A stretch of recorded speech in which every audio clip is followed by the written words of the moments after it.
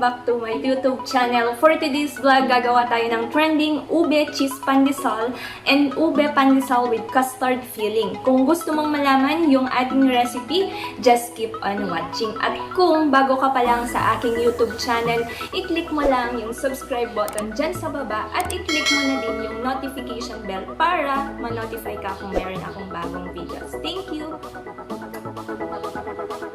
Guys, ito lang yung kailangan nating ingredients for our ube pandesal and ube pandesal with custard filling. We have 6 cups of flour.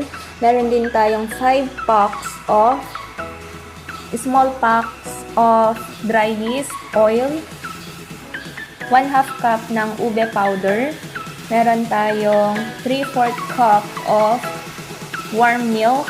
3/4 cup of water, warm water, 1/2 cup of melted butter, 1 tablespoon of ube flavor, and 2 beaten eggs, 1/2 cup of sugar, breadcrumbs, and yung ating cheese.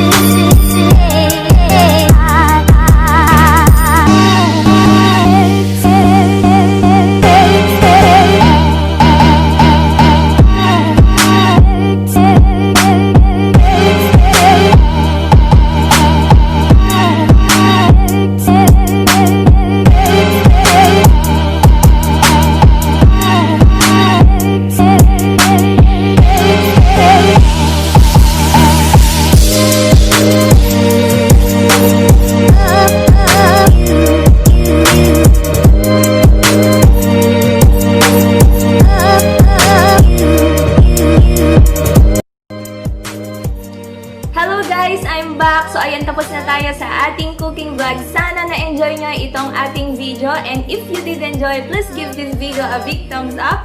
And please subscribe if you haven't yet. See you again on my next vlog. Bye!